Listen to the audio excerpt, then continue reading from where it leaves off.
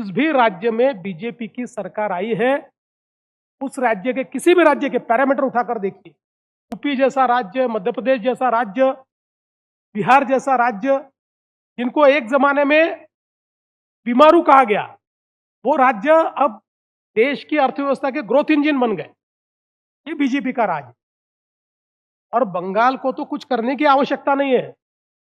ये बड़ा ही enterprising state है। यहाँ के लोग, ये बहुत ही एंटरप्राइजिंग लोग हैं।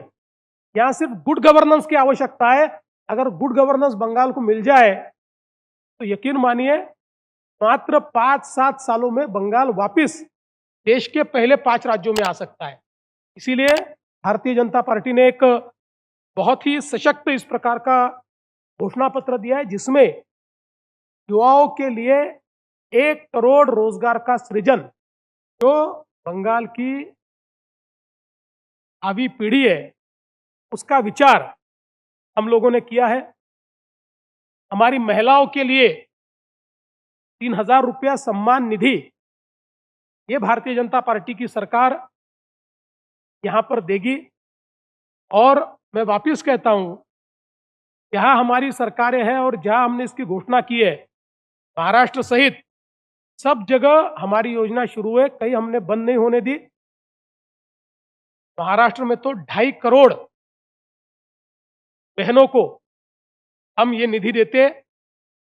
और मैं ऐसा मानता हूं कि बंगाल को वापस industrial power house, business power house और कमर्शियल पावर हाउस बनाने का प्रयास हम लोग यहां पर करेंगे।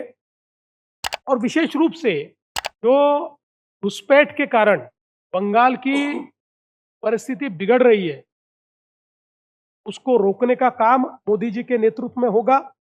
और मैं ऐसा मानता हूं कि जो सोनार बांग्ला का एक सपना हमने देखा था, कभी उस परिस्थिति में भी हम थे, अब उसी परिस्थिति को वापस लाने का काम ये भारतीय जनता पार्टी की हमारी सरकार करेगी। इसलिए आप सभी के माध्यम से बंगाल के युवाओं को, बंगाल की महिलाओं को, बंगाल के तमाम नागरिकों को मैं निवेदन करना चाहता हूं कि इस बार परिवर्तन कीजिए। और इस बार बंगाल में पहली बार भारतीय जनता पार्टी की सरकार लाइए, ऐसा सभी को निवेदन करके मैं अपनी टिप्पणी को समाप्त करता हूं।